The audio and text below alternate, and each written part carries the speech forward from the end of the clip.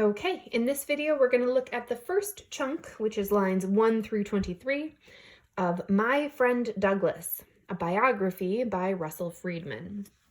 Before we look at the actual text, let's take a look at the background information up here by Russell Friedman's picture.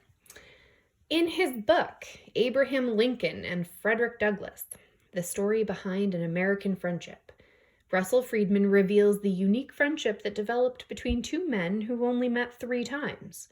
Both men were born poor, self-educated, and rose to prominence, one as the 16th President of the United States, and the other as a powerful orator and influential abolitionist.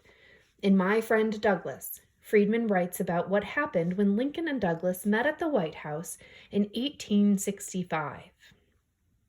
Okay, pretty cool. Let's take a look at what it asks us to focus on. Right now, we're just going to pay attention to the first bullet, which asks us to look for some things in lines 1 through 9, which is just this first paragraph here.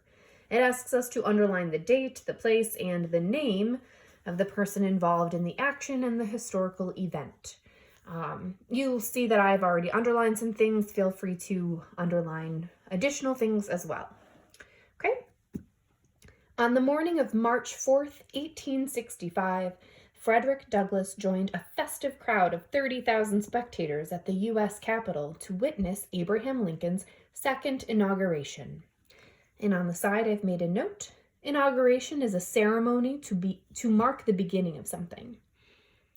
Weeks of rain had turned Washington's unpaved streets into a sea of mud. But despite the wet and windy weather, the crowd was in a mood to celebrate. Union troops were marching victoriously through the South. Everyone knew that the war was almost over. When Lincoln's tall figure appeared, cheer upon cheer arose, bands blatted upon the air, and flags waved all over the scene. Okay, I recommend pausing the video for just a moment and making sure you've underlined everything you need to from that first paragraph. Okay, moving on. So the second and third bullet have to do mostly with what information we're given on the next page. We're going to want to restate what Lincoln says about slavery and what it has caused. And as we read, we're going to want to also underline what he says the effect of ending slavery will be. So I will remind you to complete bullet number 2 when we're done with this section, and we'll also talk a little bit about what he says the effect of ending slavery is or will be. Okay. Douglas found a place for himself directly in front of the speaker's stand. He could see every crease in Lincoln's careworn face as the president stepped forward to deliver his second inaugural address.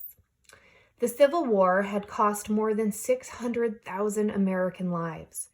The fighting had been more bitter and lasted far longer than anyone could have imagined. The cause of war was slavery, Lincoln declared. Slavery was the one institution that divided the nation, and slavery was a hateful and evil practice, a sin in the sight of God. This mighty scourge of war was a terrible retribution, a punishment for allowing human bondage to flourish on the nation's soil. Now that slavery was abolished, the time had come to bind up the nation's wounds and to cherish a just and lasting peace among ourselves and with all nations. Okay, that's actually the end of that chunk. So let's go back, make sure we remember what we're supposed to be doing, restating what Lincoln says that slavery has caused.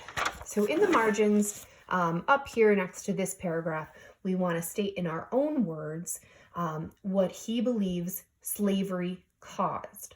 Now right here in quotes, we have the cause of war, or the cause of the war, was slavery. And it tells us that that's something that Lincoln declared. So the text tells us he believes slavery was a cause of the war. In your own words, you want to talk about that in the margins. And it gives us a few more details here. He says that it was such an evil practice and such a sin that the war ended up being like our punishment for having allowed slavery to exist in the first place. So when he talks about slavery being the cause of war, that's the evidence he gives, or I should say the support he gives for that statement, that because it was so awful and we allowed it, that the war ended up being our punishment. So take a moment, pause the video, and in the margins, restate in your own words what Lincoln says about what slavery caused. Okay, and the last bullet had said to underline what he says will be the effect of slavery. I'm sorry, will be the effect of the end of slavery. I've underlined some things here. These are his direct quotes about what will happen when slavery ends. He talks about it being the time to bind up our nation's wounds. In other words, wrap them up and start to heal. And then cherish or enjoy a lasting peace. So it's time to set our weapons down and heal and come together in peace, is what he's saying here. So I underlined his direct quotes about that.